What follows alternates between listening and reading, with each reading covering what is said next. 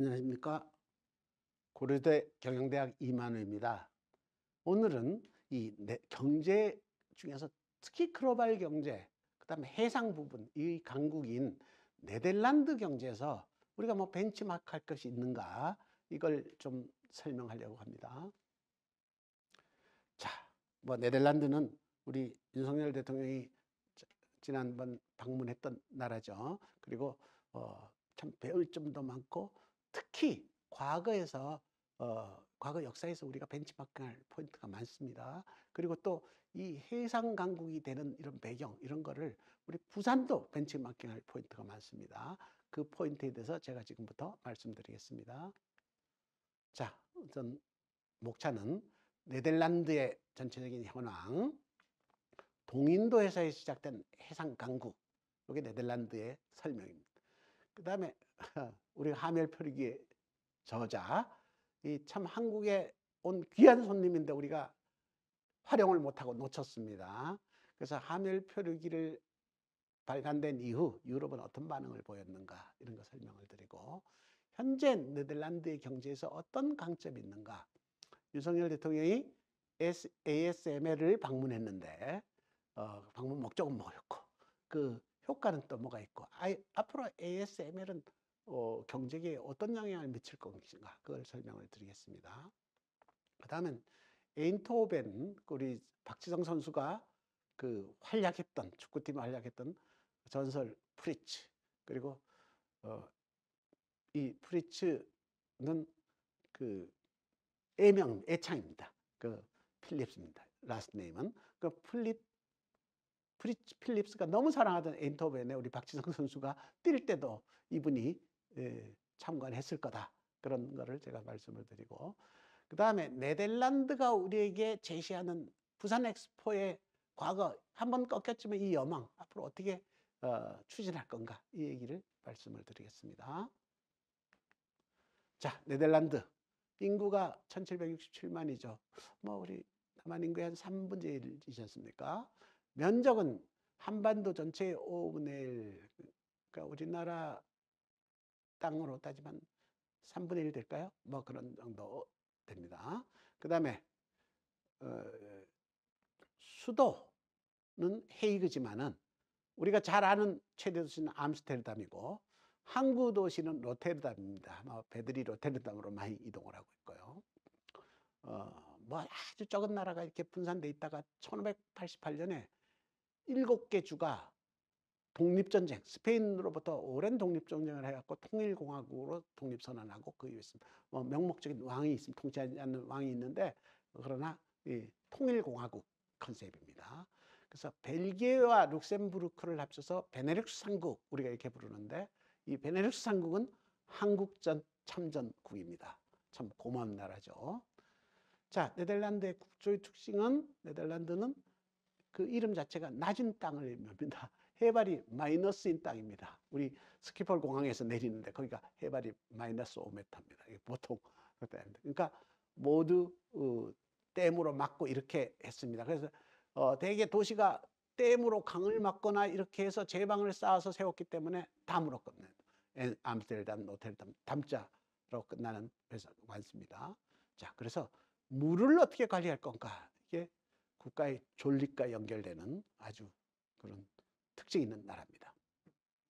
자, 네덜란드는 뭐 보시다시피 환경도 이렇게 열악하고 이러기 때문에 어떤 간에 글로벌화를 통해서 살아남는 나라입니다. 그래서 과거에는 배 만드는 기술로 해서 세계적으로 이렇게 항행을 해서 막 다른 나라를, 아시아권을 교역하고 그렇게 했는데, 지금은 그 외국인을 받아들이는, 그렇게 해서 기술자를 받아들여서 이 발전하는 그걸 시도하고 있습니다.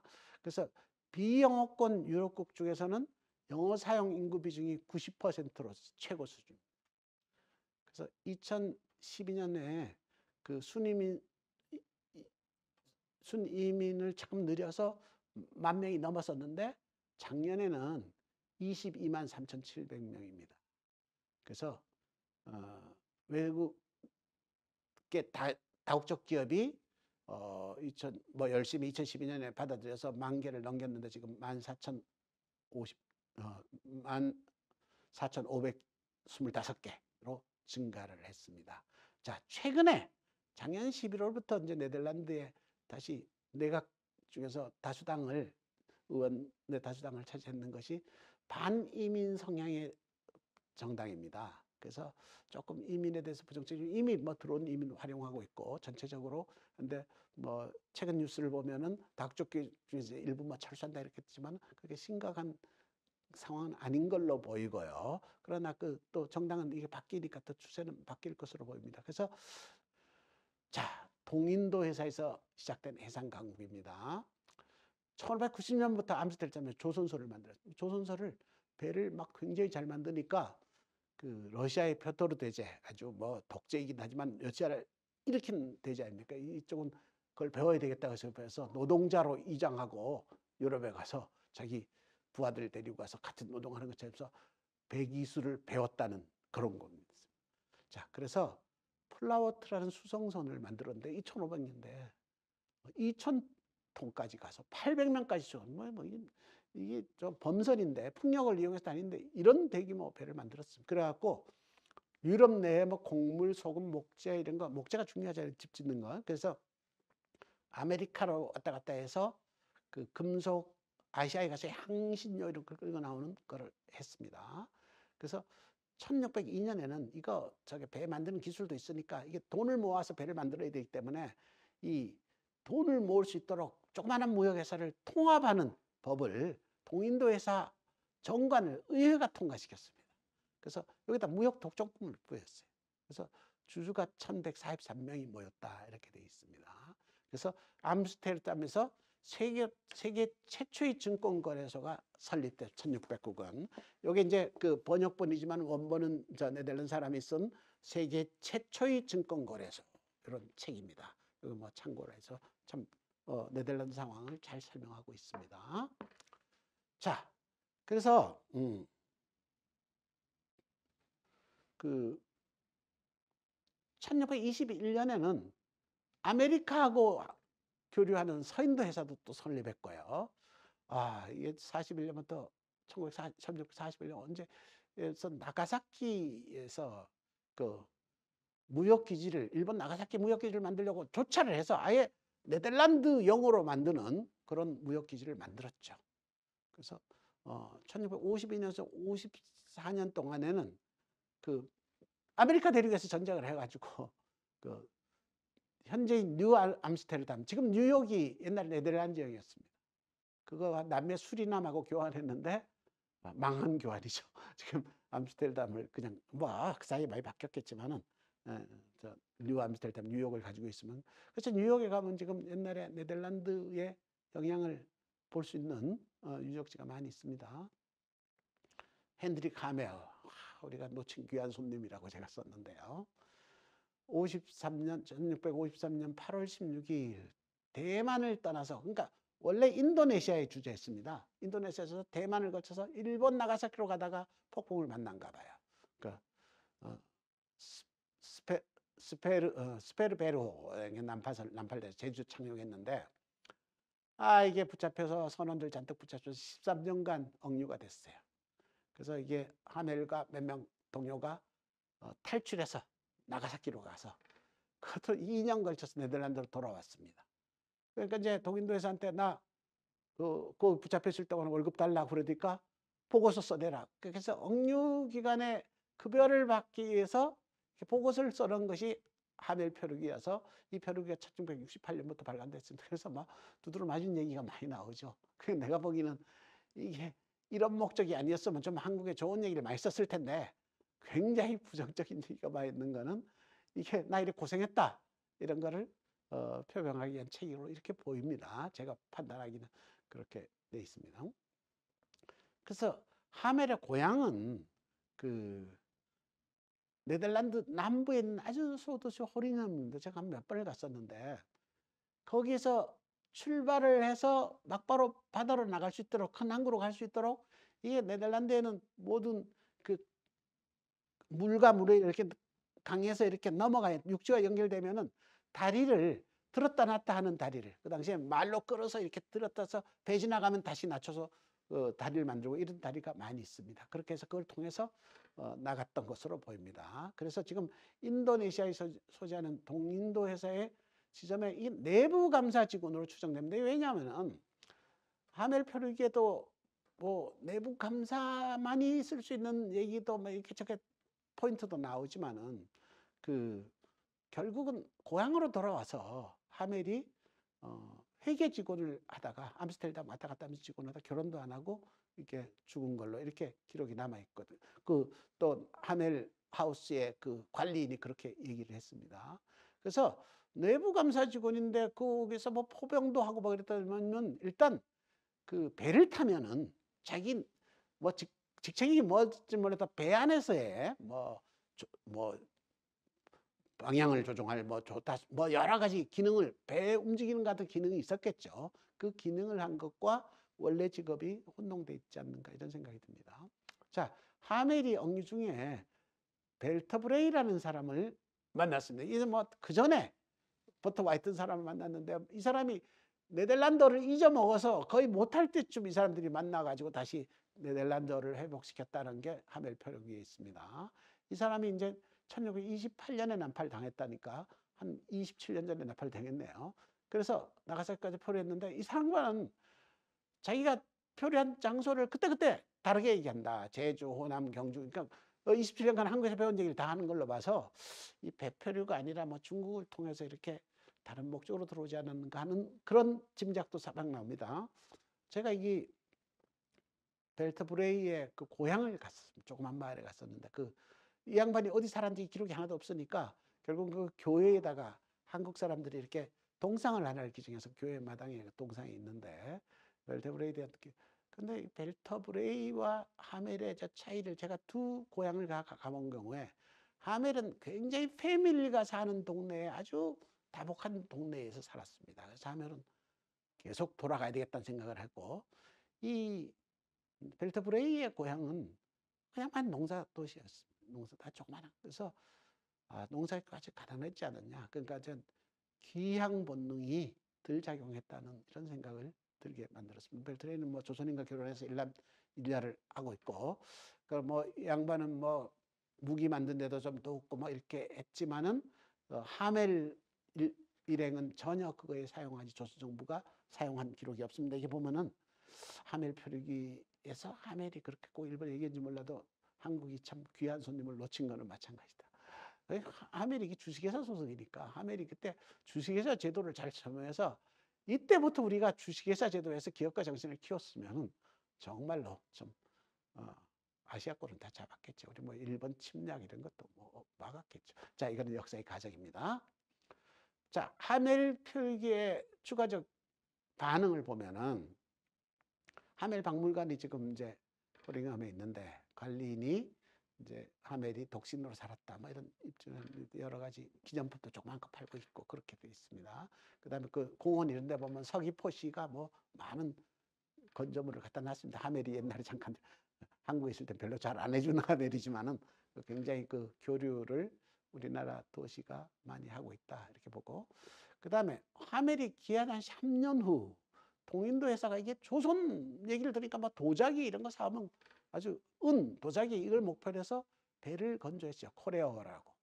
그런데 일본이 조선과의 직접 교류를 반대한 걸로 이렇게 돼 있습니다. 그래서 이 코레어가 제대로 활용이 안 됐다. 코레어가 한국과의 교류를 했으면 우리가 좀 더 빨리 교류를 하지 않았는가 이런 생각이 들고, 하멜 표류기는 유럽의 조선을 알리는 아주 중요한 자료로 활용되고 있습니다. 지금 그때부터. 자, 네덜란드 경제의 강점. 현미경, 광학망원경, CD, DVD, 블루투스, 와이파이, 인공심장, 과속, 단속 카메라. 이게 네덜란드에서 탄생됐다고 평가가 됩니다. 그러니까 이게 논란이 있겠죠. 뭐 우리가 원조라고 원조는 뭐 우리 식당 원조가 많듯이 원조가 있겠지만은 뭐 이거는 일반적으로 인정되고 있는 네덜란드에. 그래서 네덜란드는 대규모 제조업보다는 굉장히 이 소형의 이 전문성 있는 기업들에 굉장히 끌게 했다. 네덜란드의 도시를 가면은 모든 도시에 공장이 있거든요. 그리고 그다음에 기차가 각 공장 앞에 이렇게 정차해서 다 출퇴근할 수 있게끔 만들어놨어요. 그래서 우리나라처럼 이게 서울 근교에 다 모이는 거는 네덜란드처럼 우리가 지역을 다 분산시켜서 이렇게 산업화시켰으면은 하는 생각을 지금 합니다. 근데 지금도 늦지 않고 그렇게 개선할 수 있는가를 네덜란드에서 우리가 참조할 점이 많다고 봅니다. 그다음에 인종이 다양하게 섞여서 엄청 인종 다양제가 있고 탄력 근무제가 여기 제일 장점입니다. 자, 제가 대만 여성이 네덜란드에서 일하면서 뭐 쓴 거를 그 한국 거로 옮겨 뭐 북유럽이 2002년, 22년 뭐 얼마 안 되고 이 타이틀이 여기 소처럼이라고 돼 있어. 소를 엑스트라 넣어놨습니다. 소처럼 일하지 않습니다. 자기 소가 아니다. 일하는 소가. 참 이게 감동적이에요. 그래서 탄력 근무제에 깃든 삶의 철학을 기술했는데 그중에 제가 제 3장 네덜란드 경영자의 관리 비법이라는 것을 야 우리나라 참 이거 해야 되겠다 못하거든. 첫 번째 네덜란드 경영자는 모든 사람이 평등하다는 조직 관리를 한다는 것. 모든 사람의 말을 경청한다는 거죠. 그 다음에 독특해야 팔린다. 특징이 있어요. 남 똑같은 거 찍어내지 말자. 이게 뭐. 그다음 비즈니스 마인드가 아주 타고났다. 아주 이렇게 하고. 그다음 칭찬이 최고의 성장 촉진이다. 이게 중요하다고 생각합니다. 참 모든 사람이 그렇게 덕담만 하거든요. 네덜란드 가보면 사람들이. 그다음에 행동을 하죠. 행동파의 적극적 마인드. 뭐 길거리에서 강도하다가는 100% 잡힙니다. 어떻든 자, 효율적 업무 방식의 효율화를 굉장히 기대한다. 전문성에 대해서 엄청난 신뢰한다. 디지털 관리라고 이력서를 믿지 않는다. 이력서는 절대적이지 않다. 이게 이 책에 있는 3장의 타이틀입니다. 제가 읽어보고 야 이렇게 자기 근무한 경험을 통해서 이렇게 저술을 하는구나 하는 걸 느꼈습니다. 자, 윤석열 대통령이 ASML을 방문했습니다. 그러니까 12월 11일부터 3박 4일. 이게 11월에 마침 반이민 정부가 들어서고 나서 참 타이밍도 이렇게 해서 갔습니다. 그래서 헤이그와 벨토벤의 ASM을 봤는데 이 벨토벤은 에인토벤에서 내려와서 조금만 버스 왔다 갔다 하는 버스를 타고 갈 수 있는 도시입니다. 그러니까 거기에 뭐 이 회사가 ASM이 뭐 전체적으로 집도 다 지어주고 이렇게 하는데 굉장히 나이스한 도시입니다. 그러니까 이 ASML은 노광 장비라는 거를 그러니까 반도체 한 장비를 만드는 회사입니다. 굉장히 기술력 있습니다. 그래서 이 홀딩스가 ASA 홀딩스가 ADL을 미국 나스닥에 상장하는데 시가총액이 엄청납니다. 3,670만 달러 최근가고 그 삼성전자가 이거를 미리 눈치채고 2012년에 3%를 인수했다가 12년 만에 팔았어요. 최근에 팔았네요. 그래서 8배 돈을 남겼답니다. 참 역시 삼성전자입니다. 그래서 여기에 최근에 내가 쭉 읽어보고 놀란 동향이 2040년까지 자기는 넷제로 하겠다. 그리고 우리 반도체 장비를 받으려면 넷제로를 달성하라. 고객회사한테 요구를 합니다. 이게 무슨 자기 납품하면 회사에다가 뭐 강조를 하는 게 일반 모델 아니에요? 이거는 자기 제품 살다면 이거 넷제로 하고 나한테 제품 사라. 이 뭐 참 이 국면 전환입니다. 그냥 오늘 어느 신문이 삼성전자와 하이닉스는 앞으로 어떻게 대처할 건가 이거에 기사화돼 있죠 저렇게. 그래서 참 이 놀라운 진전을 이 네덜란드 회사가 하고 있다는 겁니다. 네덜란드에서 더 놀랄 회사는 필립스입니다. 이 필립스는 우리 LG하고 오랜 관계를 유지하면서 되게 헤어질 때 뭐 이렇게 섭섭하게 되는데 LG 그룹 자체가 그런 문화이듯이 참 계속 지금도 일부 사업을 하고 있는 만큼 합니다. 그래서 이게 필립스가 에인토벤에 있는데 박지성 축구로 더 유명한 그 남동부의 도시입니다. 그래서 이 형제 창업, 그러니까 형제가 참 프린스입니다. 프린스 형제가 창업한 회사인데 이 페드릭 필립스 이 사람의 페드릭의 어떤 면에서 사람들이 애칭이 플리츠입니다. 패드릭 필립스가 2세인데 1세보다도 더 존경받는 2세. 대개 1세가 존중받는데 2세 이렇게 표현됩니다. 그래서 필립스는 프리츠가 거의 다 키웠다고 보는데 75주년에 에인토벤에 이볼루션이라는 저도 가봤는데 과학기술교육센터 엄청 그걸 건립했습니다. 그걸 기부해서 지금도 뭐 에인토벤에서 사람들이 거기 가서 과학기술에 공부도 하고 그래서 아주 사랑합니다. 그래서 미스터 프리츠 이렇게 가서 에인토벤에 계속 살았는데 100살 때까지 PSV 박지정 팀에 축구를 관람했답니다. 그래서 100살 생일에 해피 버스데이 하고 그 8개월 후에 12월 5일에 사망했다 이렇게 됐는데 참 놀라운 거는 에인토벤 역에 딱 내리면은 큰 동상이 있는데 프리츠 동상입니다. 그 동상이 단가하고 중앙 광장에 있는 중심 광장에 있는 갖다 보니 거기다 큰 프리츠 동상이 있습니다. 사람들이 내가 프리츠에 대해서 물어보니까 진심으로 존경합니다. 이게 존경받는 기업가상입니다. 우리나라도 이런 기업가가 많이 나와야 된다고 생각합니다. 자, 이제 부산 엑스포 참 정말로 일부에서는 헛물켰댔지만 큰 노력을 한번 했죠. 어떻든 그런데